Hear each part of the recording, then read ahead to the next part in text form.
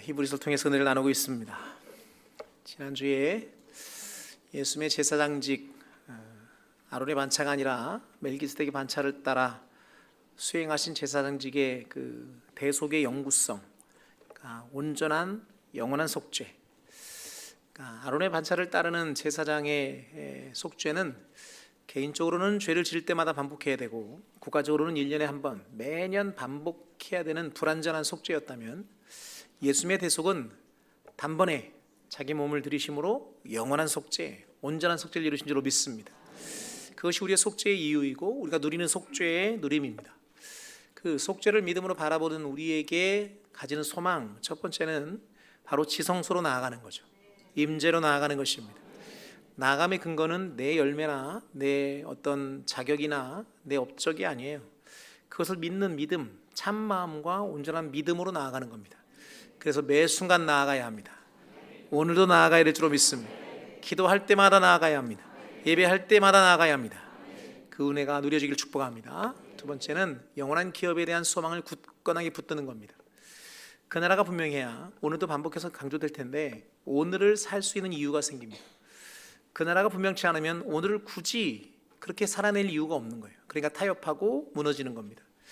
믿음의 사람들은, 그렇게 구속함을 받은 사람들은, 영원한 속죄를 이루어 하나님 나라 소유한 사람들은 그 나라를 분명히 그 소망을 붙들고 오늘을 믿음으로 반응해야 될 줄로 믿습니다. 세 번째는 그 속죄받은 우리가 공동체 안에 서로 격려하고 서로 돌아보는 것입니다. 사단은 마지막 때가 되면 이 공동체성을 훼손하는 방향으로 분위기를 이끌어갈 거예요. 그래서 혼자 얼마든 신앙 잘할 수 있어 라는 논리로 우리를 흔들 겁니다. 근데 기억해야 합니다. 절대로 혼자 신앙생활 잘할 수 없습니다. 그렇다면 주님이 이 땅에 교회를 두시지도 않았고 또 그렇게 명하지도 않으셨을 거예요. 우리는 함께 지어져 가는 것입니다. 서로 돌보는 것입니다. 서로 격려하는 것입니다. 공동체 안에서 서로가 서로에게 도전이 되고 또 은혜가 되는 믿음의 지체들 되기를 주님 이름으로 축복합니다. 오늘 본문은 이제 시작할 때 조금 이렇게 오해의 여지가 있는 본문입니다. 6장에서 한번 다뤘었는데요. 잘못 읽으면 예수 믿고 죄 지으면 다시는 죄 용서받지 못하고 지옥 형별에 들어간다는 것처럼 읽힙니다. 그러나 그렇지 않아요. 다시 보죠. 26절, 27절 읽겠습니다. 시작. 우리가 진리를 아는 지식을 받은 후 짐짓 죄를 범한즉 다시 속죄하는 제사가 없고 오직 무서운 마음으로 심판을 기다리는 것과 대적하는 자를 태울 맹렬한 불만 있으리라. 우리가 진리를 아는 지식은 앞의 내용을 봤습니다. 예수님의 대속이 어떤 대속인지, 영원한 속죄, 온전한 속죄를 말해요. 그걸 안 다음에, 그걸 받은 후에 죄를 지으면 다시는 속죄하는 제사가 없고 이제 심판이 기다리고 맹렬한 불만이 있다처럼 읽혀요. 그러니까 와, 이제 나는 죄 지으면 그냥 지옥이네? 아닙니다. 성경의 진리는 변하지 않아요.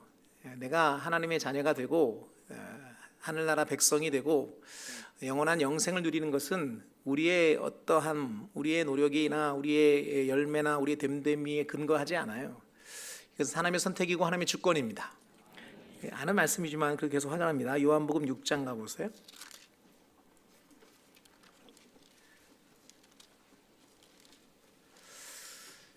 37절부터 보겠습니다.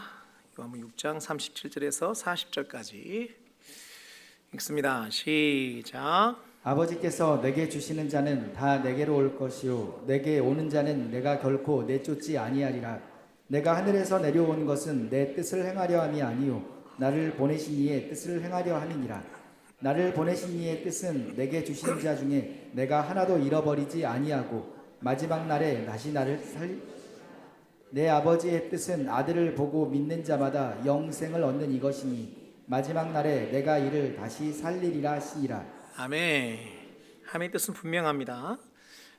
아들에게 주신 자, 즉 택하신 백성들을 하나도 잃어버리지 않는 거예요. 반드시 예수를 믿는 모든 자는 영생을 이루는 줄로 믿습니다. 이 말씀을 근거로 성경 안에서 바울이 이렇게 강조합니다. 우리 로마서로 한번 가보실까요? 8장입니다.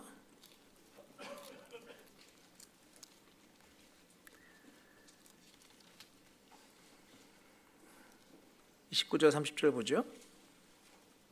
읽습니다. 시작. 하나님이 미리 아신 자들을 또한 그 아들의 형상을 네, 본받게 로마서 다시 뭐 네, 잘못했어요? 로마서 8장 29절 30절. 네, 뭐라고 했어? 19절이라 했어? 29절. 우리 목사님은 대본이 있고 여러분은 들리는 대로 하니까 제가 29절인데 19절 다시 한번 29절 30절 시작. 하나님이 미리 아신 자들을 또한 그 아들의 형상을 본받게 하기 위하여 미리 정하셨으니 이는 그로 많은 형제 중에서 맏아들이 되게 하려 하심이니라. 또 미리 정하신 그들을 또한 부르시고 부르신 그들을 또한 의롭다 하시고 의롭다 하신 그들을 또한 영화롭게 하셨느니라. 아멘.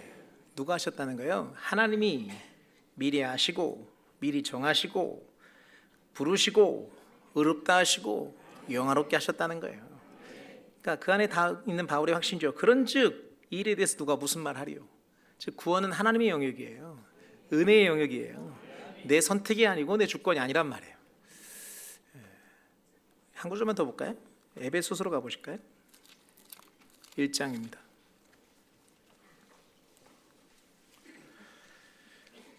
3절부터 보죠. 7절까지.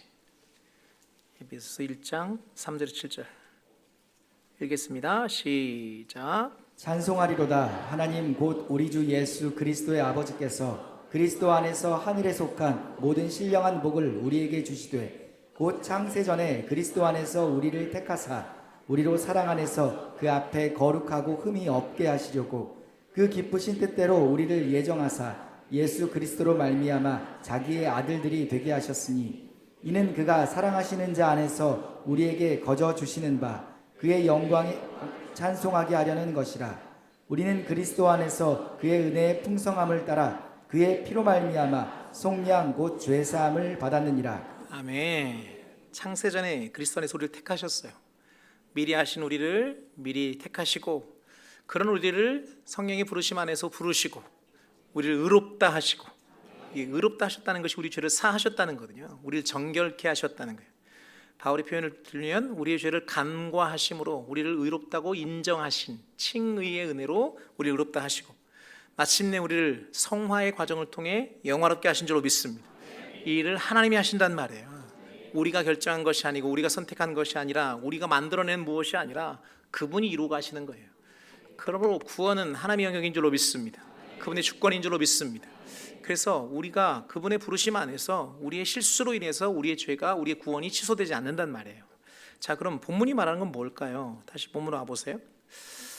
26절에 다시 읽어보세요. 26절 시작. 우리가 진리를 아는 지식을 받은 후 짐짓 죄를 범한즉 다시 속죄하는 제사가 없고. 그러니까 진리를 아는 지식은 앞에 말했죠. 예수님의 대속이 영원하고 완전하다는 거예요. 그 다음 중요한 표현이 짐짓이에요. 그러니까 짐짓이란 표현이 원어적 의미가 일부러, 고의로 또는 의도적으로 이런 뜻이거든요.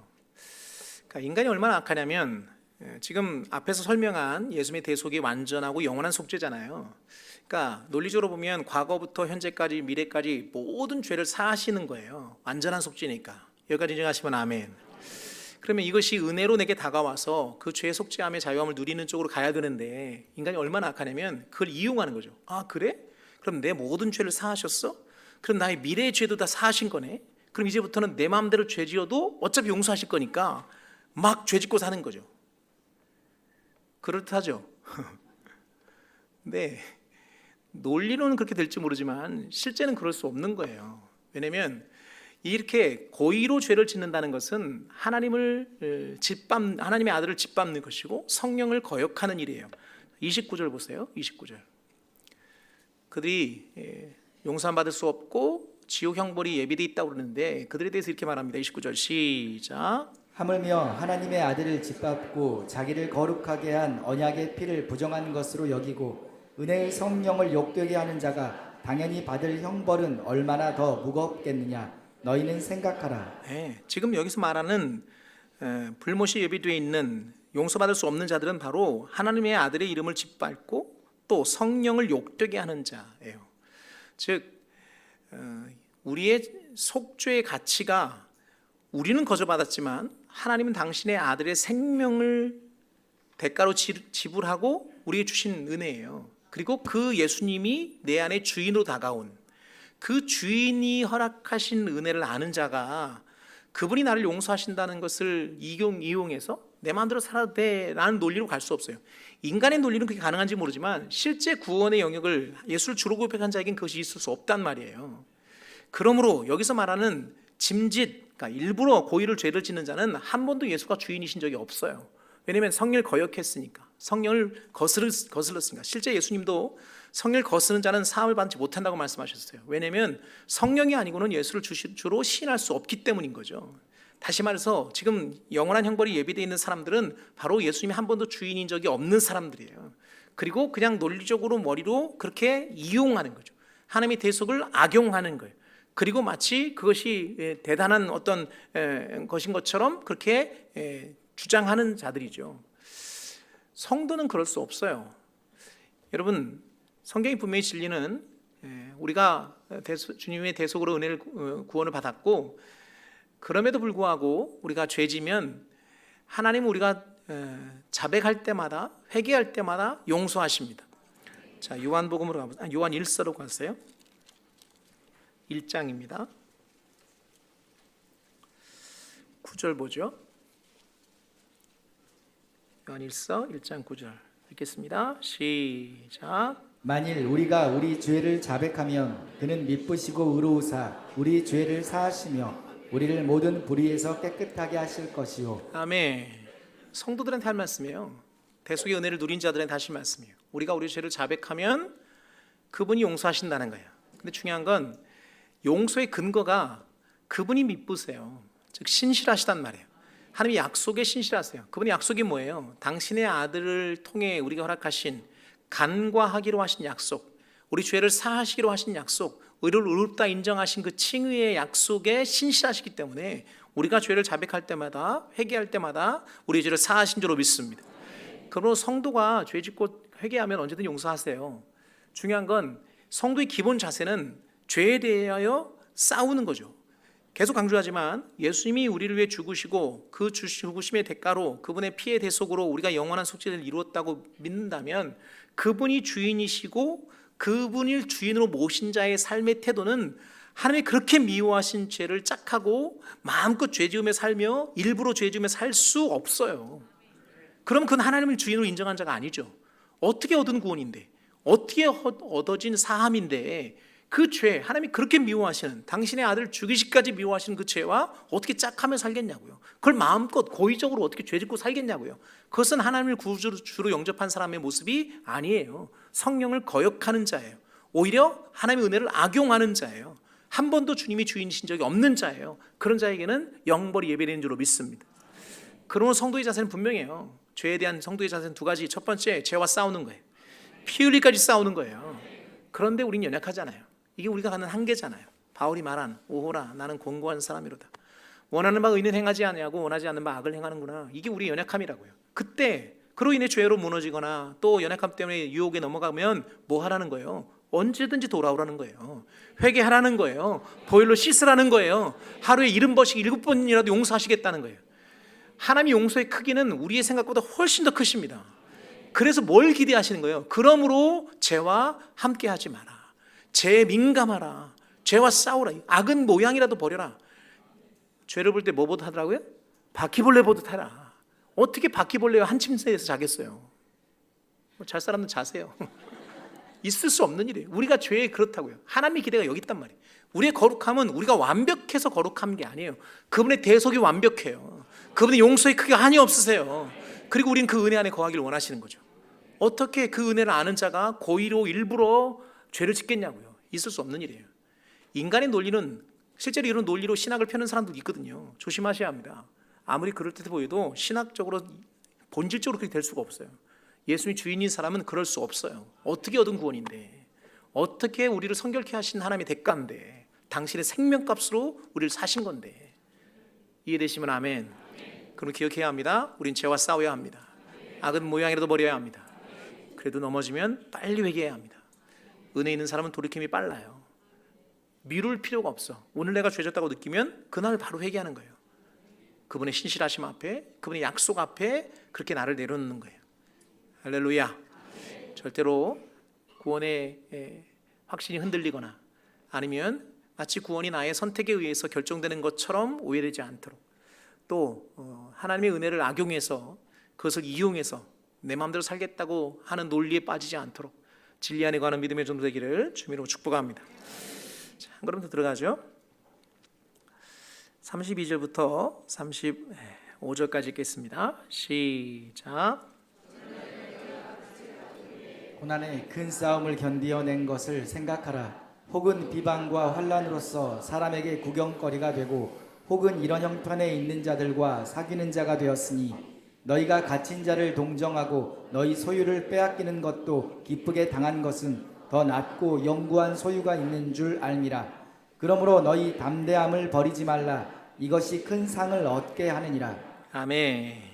펜 있는 분들은 34절 하반절에 밑줄을 쳐놓으세요. 더 낫고 영구한 소유가 있는 줄 알미라. 히브리서가 쓰여진 목적 중에 아주 큰 목적이 1세기에 고난당하던, 그래서 그 고난이 힘들어서 다시 유대교로 돌아가려고 하는 성도들을 권면하기 위함이에요. 그때의 박해는 우리가 지금 상상하는 것보다 훨씬 더 강력했습니다.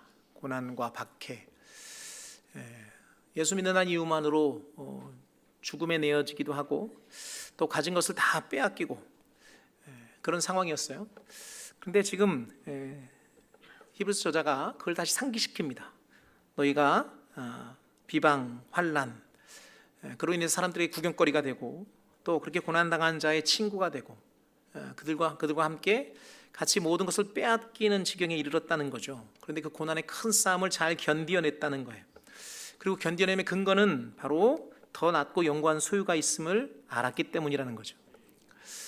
지난주에 잠깐 나눴지만 그 더 낫고 영구한 소유, 그 영원한 기업, 하늘나라에 누리게 될 우리에게 주어진 상급, 이제 뒤에서 이제 11장에 이제 믿음장이 나오잖아요. 그러니까 하나님 믿는 믿음, 하나님 기쁘시게 하는 믿음이 뭐예요? 하나님이 계시는 것과 그가 자기를 찾는 자들에게 상 주시는 이심을 믿는 믿음이에요.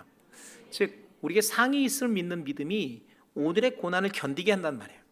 바울이 바라봤던 표대를 하늘에 두고 위에서 부르신 부름의 상, 그것이 믿음으로 보이니까 오늘 어려움에 처한 상황들을 견뎌낼 수 있었던 겁니다.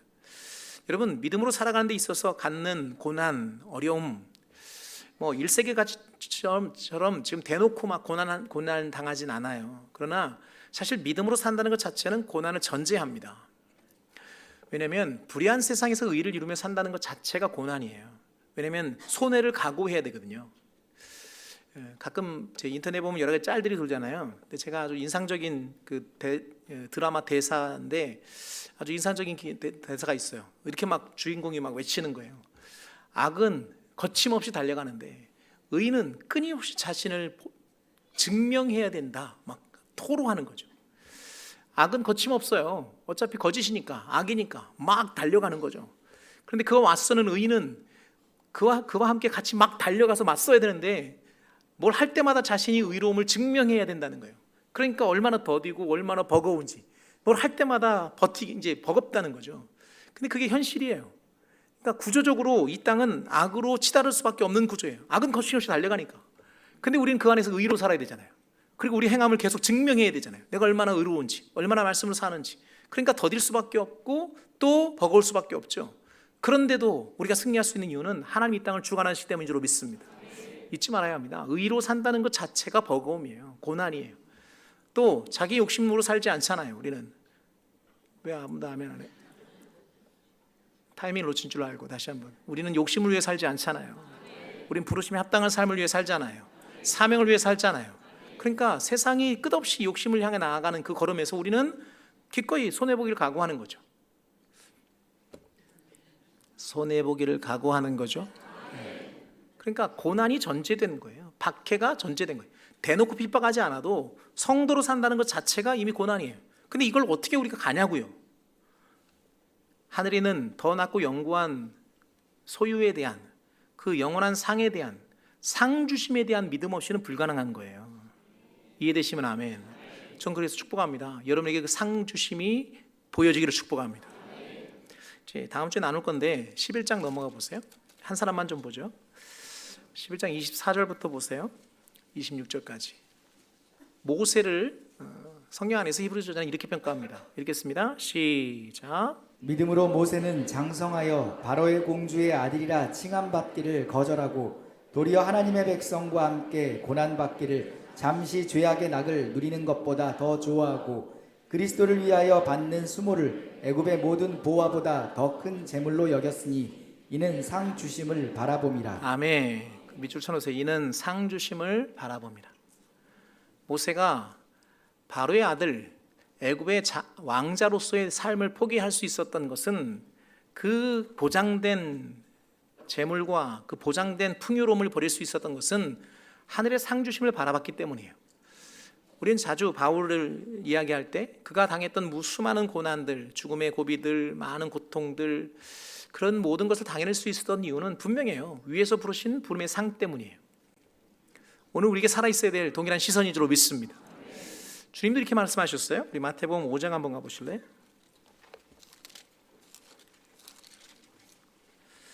11절 12절 읽을 건데요.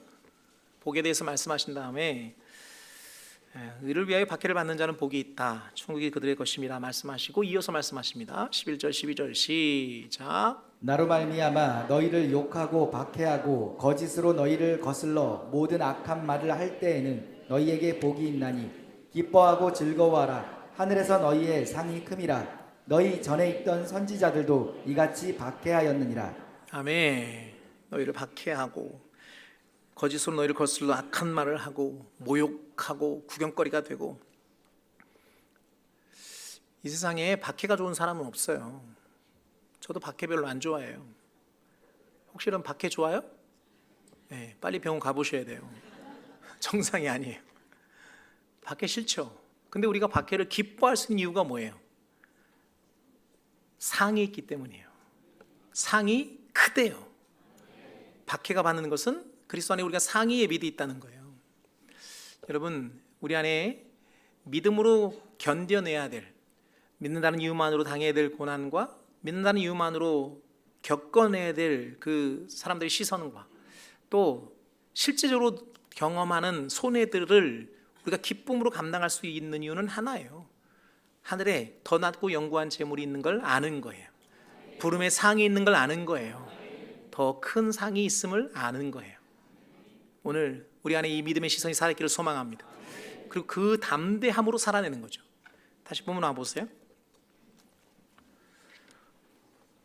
35절 다시 읽겠습니다. 35절 시작. 그러므로 너희 담대함을 버리지 말라. 이것이 큰 상을 얻게 하느니라. 뭘 버리지 말라고요? 담대함을 버리지 말라. 그리스도 살아가면서 우리를 주눅들게 하는 것들이 참 많아요. 세상적으로 뭐 가진 것도 많지 않고 세상 지위가 높지도 않고 또 그렇다고 해서 무슨 대단한 능력이 있는 것도 아니고 이렇게 살다가는 세상에서 진짜 버림받고 뭐 패배자로 끝날 것 같은 불길함이 막 우리를 엄습하죠. 실제로 많은 크리스찬 젊은이들이 그 고통 가운데 실제로 고통을 호소합니다. 이렇게 도저히 안 될 것 같은 거예요. 근데 잊지 말아야 합니다. 우리가 무엇을 소유해서 뭐 대단한 인물이어서 지위가 높아서 이 땅을 승리하는 게 아니에요. 우리는 이미 이긴 싸움을 싸우는 사람들이에요. 그 담대함이 믿음 안에 소유되어야 되는 거죠. 자, 예수님의 말씀에 귀를 기울입시다. 요한복음 16장 가보세요.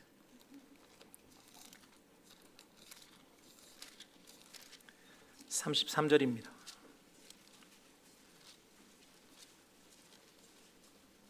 읽겠습니다. 시작. 이것을 너희에게 이르는 것은 너희로 내 안에서 평안을 누리게 하려 함이라. 세상에서는 너희가 환난을 당하나 담대하라. 내가 세상을 이기었노라. 할렐루야. 세상에서 너희는 뭘 당하나? 환난을 당하나. 그죠? 계속 강조합니다. 믿는다는 이유만으로 당해야 될 많은 고난과 손해봄, 그것이 때로는 우리를 기죽게 하고 우리를 주눅들게 하고 이렇게 살아서 세상을 살 수 있을까 두렵게 해요. 근데 성경 분명히 말합니다. 담대하라 하십니다. 왜냐하면 주님이 세상을 이기셨습니다. 그 이긴 승리를 우리와 같이 하십니다. 승리하신 주님이 우리와 함께 하십니다. 그 승리를 우리에게 전가하십니다. 우리는 믿음으로 살 때 우리 모두가 승리하게 될 줄로 믿습니다. 마지막에서 한 번 더 확인하겠지만 하나님께서 난 모든 사람은 승리합니다. 그리고 승리의 근거는 믿음에 있습니다.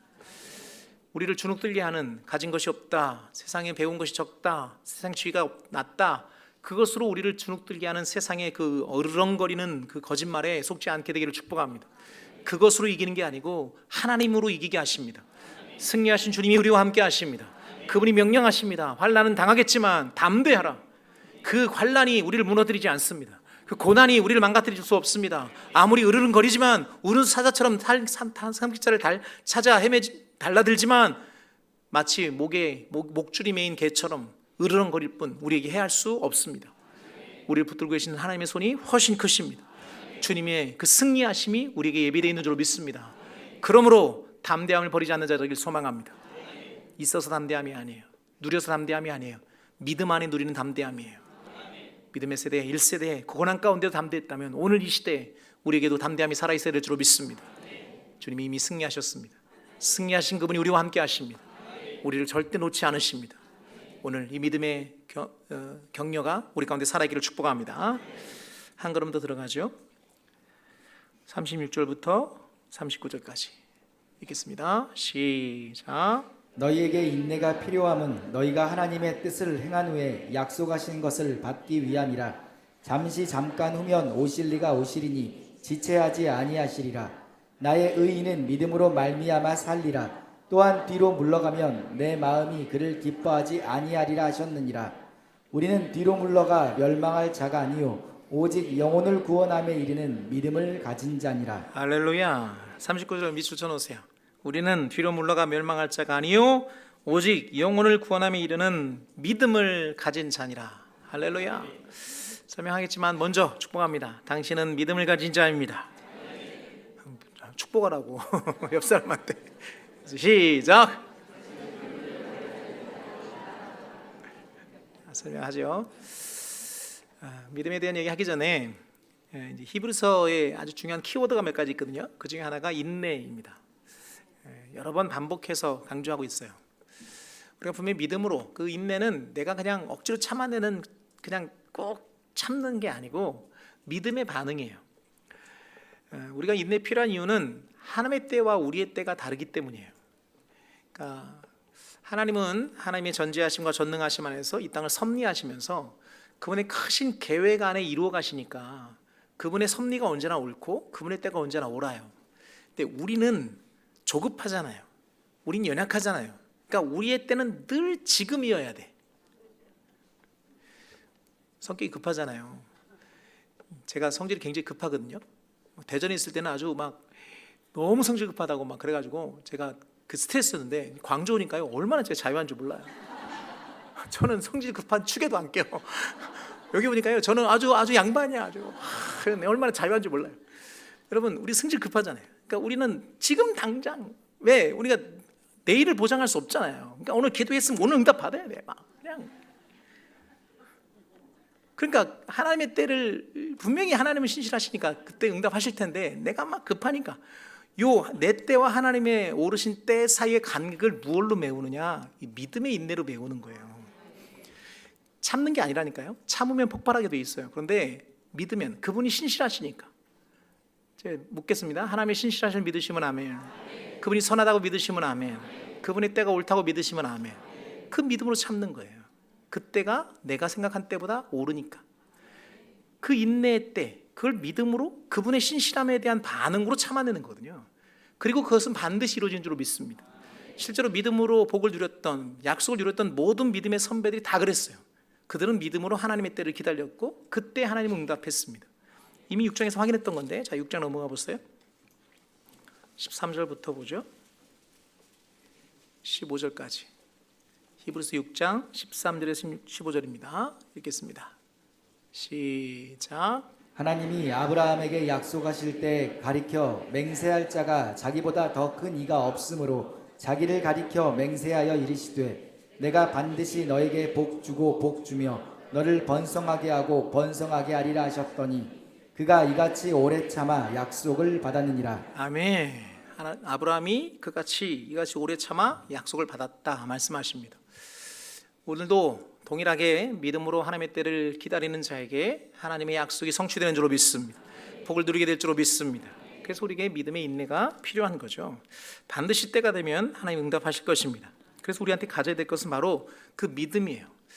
39절 다시 한번 읽죠. 39절 시작. 우리는 뒤로 물러가 죄송합니다. 히브리서 10장 39절. 제가 지금 이 왔다 갔다 하니까 찾으셨죠? 네, 있습니다. 시작. 우리는 뒤로 물러가 멸망할 자가 아니요 오직 영혼을 구원함에 이르는 믿음을 가진 자니라. 아멘.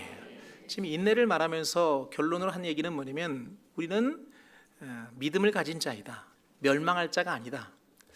그러니까 우리를 주눅들게 하는, 앞에서도 담대함을 버리지 말라라고 권면했듯이 우리를 주눅들게 하는, 일단 박해가 우리를 주눅들게 하고요. 또 세상의 가치와 비교되는 떵떵거리면 잘 나가는 그런 세상 사람들과 비교했을 때 한없이 연약한 우리를 볼 때 우리는 계속 주눅들게 되고 이 박해 가운데 무너질 것 같고 이 고난 가운데 포기할 것 같고 그런 연약함 가운데 있단 말이에요.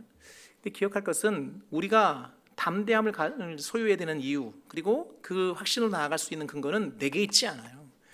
앞에서 말씀하신 우리와 함께 하신 주님이 승리하셨고 또 그분을 믿는 믿음으로 승리하는 줄로 믿습니다. 그러므로 기억해야 합니다.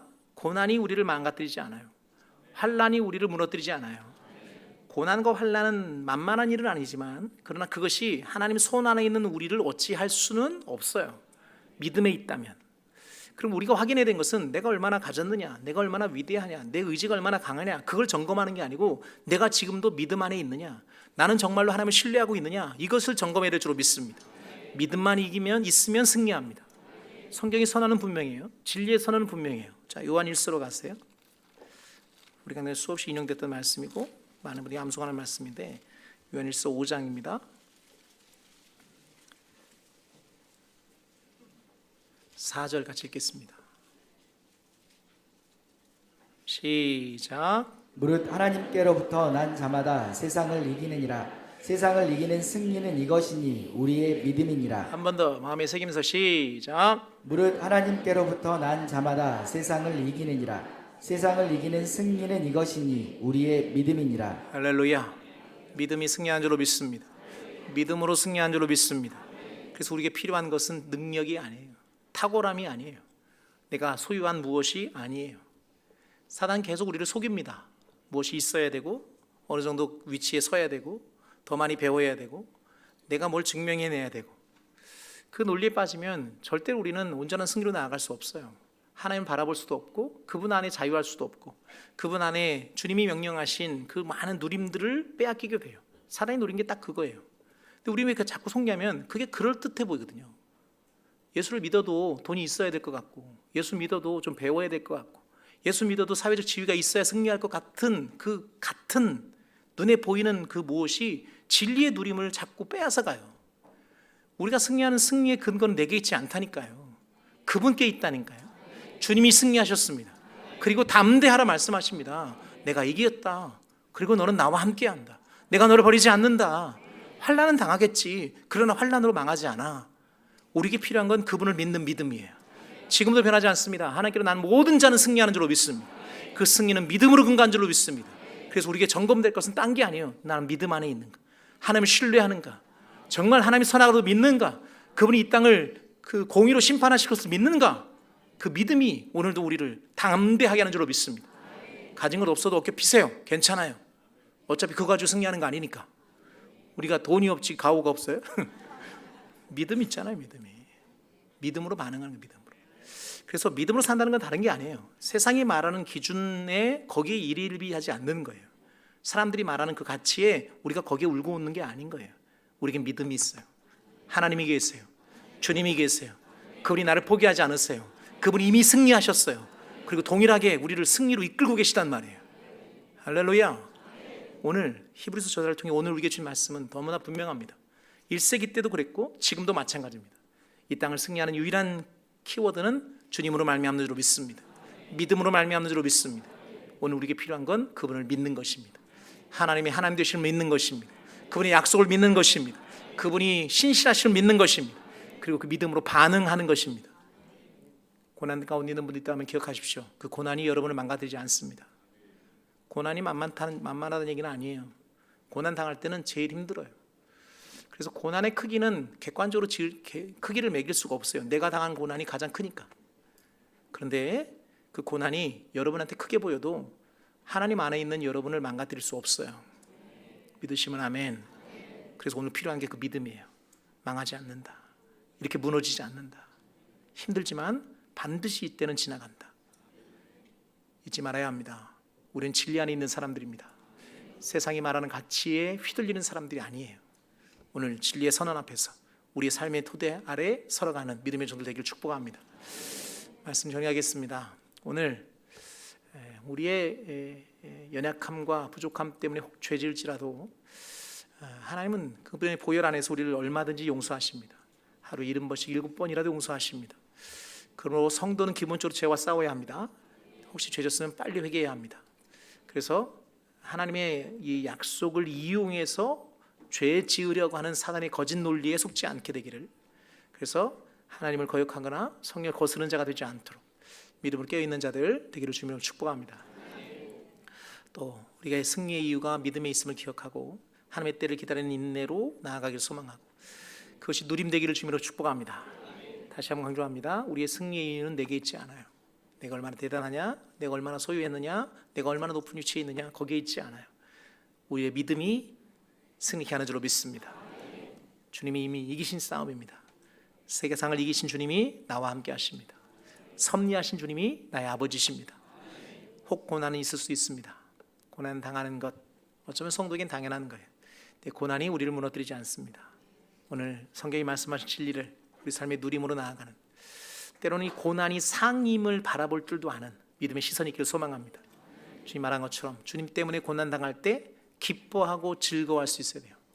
다른 복음서에서는 거기 한둘 더 떠서 기뻐 뛰놀라 그래요. 하명존으로 아멘 할 줄 알았는데 아무도 아멘 안 해. 환난 당할 때 기뻐 뛰놀 수 있어야 합니다. 환난이 기뻐서가 아니라 그것이 나에게 상임을 아는 거예요. 부름의 상. 더 낮고 영구한 재물, 모세가 바라봤던 상주심, 오늘 우리 안에 믿음으로 바라봐지기를 주님으로 축복합니다. 기도하겠습니다.